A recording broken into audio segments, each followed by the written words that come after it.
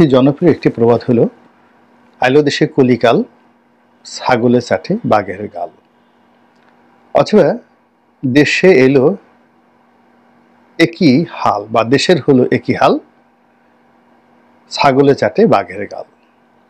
Pop তারকা বা pop সম্রাট আজম খানের সেই বিখ্যাত গান অতীব জনপ্রিয়, এবং বাংলাদেশে এই জিনিসটি খুব বেশি, একেবারে অনাদিকাল থেকে, অনেক আদিকাল থেকে এটি প্রচলিত। এখন সামাজিক জীবনে, পারিবারিক জীবনে এরকম ঘটনা প্রায়ই ঘটে।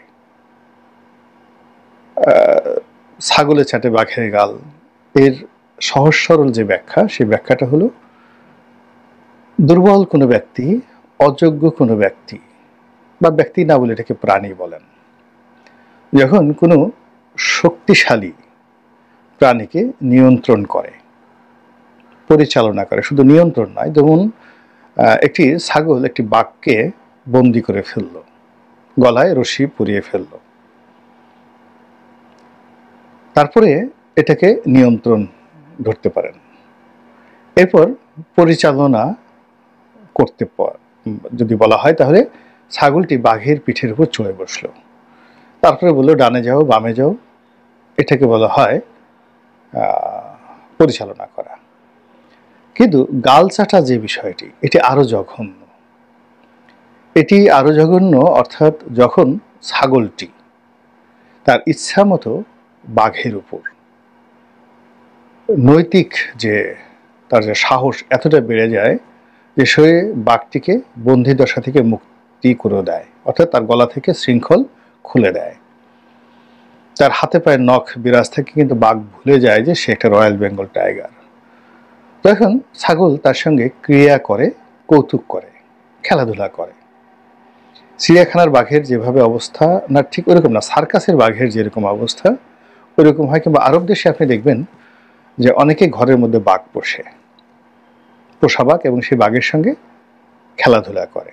বাঘকে বলে অমুকে ধরো, অমনি বাঘ লাফ দিয়ে তাকে ধরতে যায়, দাঁড়াও অমনি দাঁড়ায়, তারপর শেষে বলে যে তুমি 2 পা উঁচু করো, অমনি সে বিড়ালের মতো 2 পা উঁচু করে, তারপরে যে বলে তোমার টুনটুনিটি একটু দেখাই দাও, উনি বাঘ তার টুনটুনি দেখায় দেয়।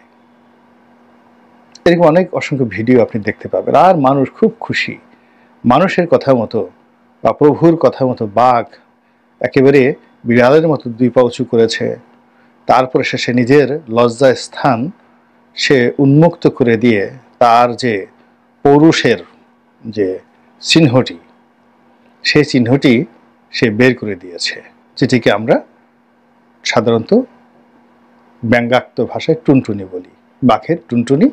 আর টুনটুনির নিচে যেটা ঝুলতে থাকে সেটাকে ঝুনঝুনি বলি।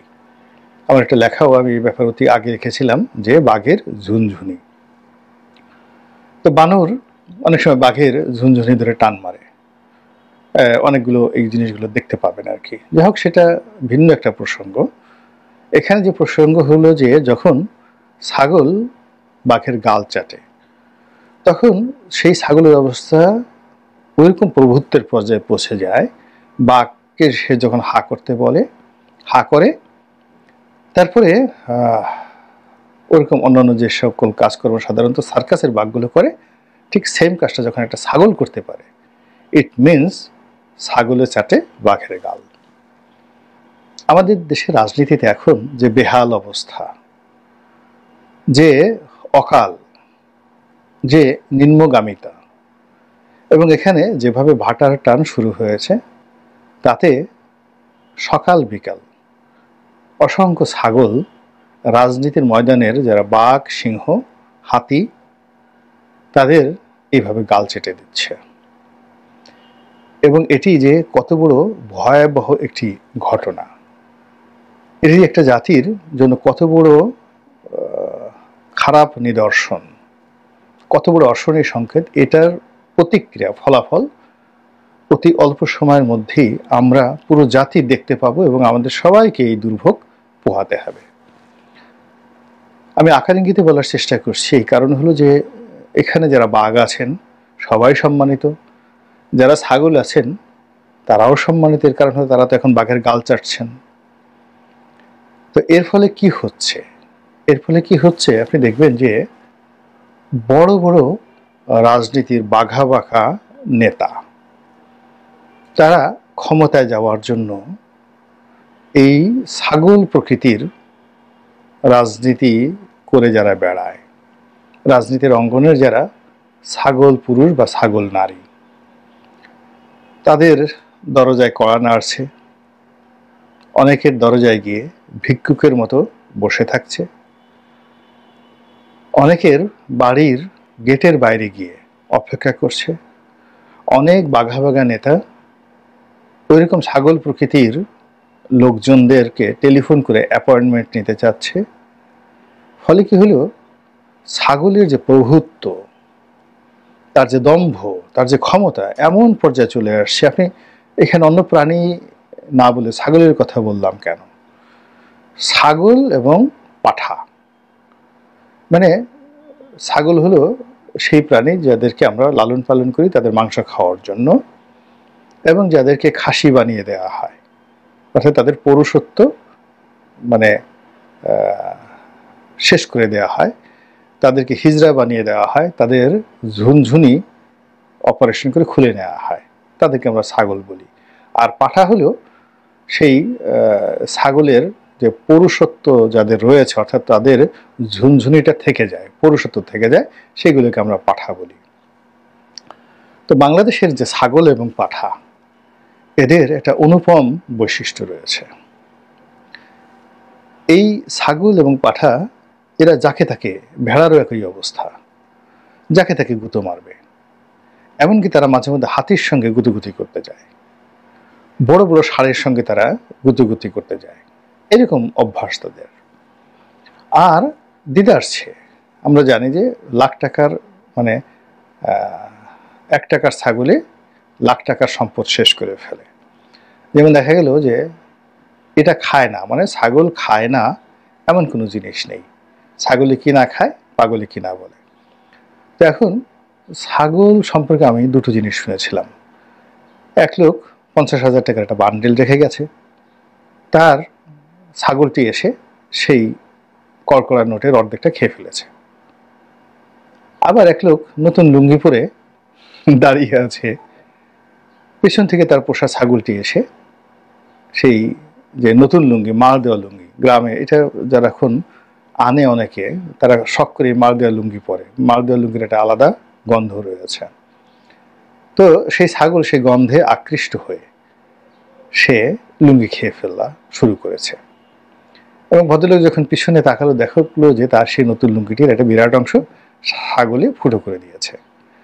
আমাদের গ্রাম বাংলা এখন আর হয় না, কিন্তু 70-এর দশকে বেশিরভাগ ঝগড়া ঝাঁটি এসবই কিন্তু ছাগলের কারণে হতো, মারামারি কাটাকাটি পর্যন্ত, খুন খারাপি পর্যন্ত ছাগলের কারণে হতো। এর কারণে ছাগলগুলো এই অবাধ্য হয়ে অন্যের ফসলের ক্ষেতে ঢুকে ফসল খেয়ে ফেলতো।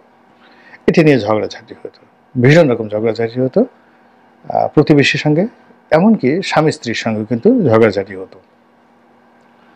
তো এই যে ছাগল, এই জন্য আমাদের ছোটকালে আমরা দেখি যে প্রায় প্রতিটি গ্রামের কাছেই এই থানা কর্তৃক নিয়োজিত একজন ব্যক্তি থাকতো, যেটিকে খোয়ার বলা হতো, ছাগলের খোয়ার, মানে মূলত এটি কারাগার। তো কোনো ছাগল যখন এরকম খারাপ কাজ করতো, মানে কারো ফসল হানি করতো বা ক্ষতি করতো, তখন ক্ষতিগ্রস্ত ব্যক্তি ছাগলটিকে না মেরে, মারামারি না করে সে এটিকে কারাগারে দিয়ে আসতো, খোয়ারে দিয়ে আসতো। তো ওই মালিক যখন এই খোয়ার থেকে এটা ছাড়াতে যেত, তাকে বেশ কিছু টাকা পয়সা জরিমানা দিয়ে তারপরে সেই ছাগল নিয়ে আসতে হতো, যাতে করে সে ভবিষ্যতে সেই ছাগলকে নিয়ন্ত্রণ করতে পারে। এই হলো প্রকৃতির ছাগল এবং পাঠা, তাদের অভ্যাস এবং চরিত্র। মানুষের মধ্যে যাদেরকে ছাগল বলা হয়, প্রথমত তারা সর্বভুক প্রাণী। তারা গাছেরটাও খায়, তলারটাও খায়, তারা ভালোটাও খায়, তারা মন্দটাও খায়, তারা খাদ্য খায়, তারা অখাদ্য খায়, তারা বস্তু খায়, হাওয়া খায়, তারা গন্ধ খায়, দুর্গন্ধ খায়, সবকিছু খায়। এর ফলে কি হলো, আপনি আর যা হোক না কেন দুনিয়ার সবাইকে বিশ্বাস করতে পারেন, ছাগল প্রকৃতির মানুষকে বিশ্বাস করতে পারেন না। এর কারণ হলো সে 10 জায়গাতে খেয়ে আসছে। দ্বিতীয়ত, এ আপনাকে যখন চাটবে বা আপনার সঙ্গে খেলাধুলা করবে, কোন ফাঁকে যে আপনাকে একটা গুঁতো দিয়ে বসবে, আপনি নিজেও টের পাবেন না। যারা গ্রামে ছাগল লালন পালন করেন দেখবেন যে অনেক সময় ছাগলের হাতে ছোট শিশুরা পর্যন্ত মারাত্মকভাবে আহত হয়ে যায়।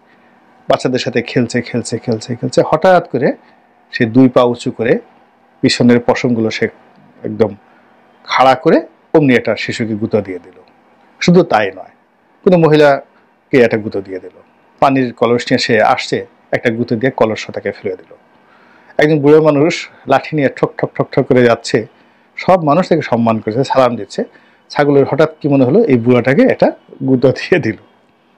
এরপরে গ্রামে আমরা ছোটবেলায় যেটা দেখেছি সবচেয়ে বিপজ্জনক, সে ওই গ্রামের যারা লোকজন তারা প্রাকৃতিক কর্ম সারার জন্য ক্ষেত খামারে বসতো, পিছনে 3-4টা ছাগল আছে, হঠাৎ করে এসে ওই অবস্থাতেই তাকে পিছন থেকে গুঁতো মারলো। ওই বেচারা প্রাকৃতিক কর্ম ছেড়ে এই যে দৌড় দিল ভো ভো করে, সে দৃশ্য দেখার মতো। যারা ও দৃশ্য দেখেছেন তাদেরকে আর সিনেমা দেখতে হবে না, ও স্মরণ করেই আপনি অনেকদিন কাটাতে পারবেন। তো এরকম ছাগল নিয়ে বহু ঘটনা রয়েছে এবং সেই ছাগলের যে কর্মকাণ্ড সেটি যখন রাজনীতির ময়দানে প্রকট হয়ে ওঠে, তখন রাজনীতির সৌন্দর্য নষ্ট হয়, রাজনীতির অলংকার কিছু থাকে না, আর রাজনীতির যে সম্মান এবং মর্যাদা এটা থাকে না। এখন আমাদের এই সমাজে আপনি দেখবেন যে পুরো রাজনৈতিক ক্ষমতাটা রয়্যাল বেঙ্গল টাইগার রূপী যারা বাঘা বাঘা রাজনীতিবিদ তাদের হাতে আছে, নাকি ছাগলের বৈশিষ্ট্যধারী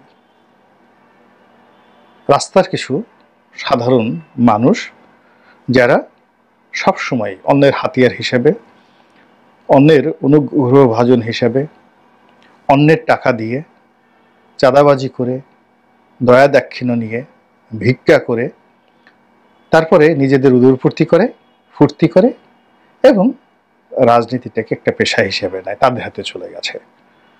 এবং এই সকল লোকজনের হাতে যখন শীর্ষ পর্যায়ের বাঘ এবং সিংহ আকৃতির এবং প্রকৃতির রাজনীতিবিদরা নিয়ন্ত্রিত হন, এবং বড় বড় রাজনীতিবিদরা যখন মনে করে একমাত্র এই ছাগলই তাকে উদ্ধার করতে পারে,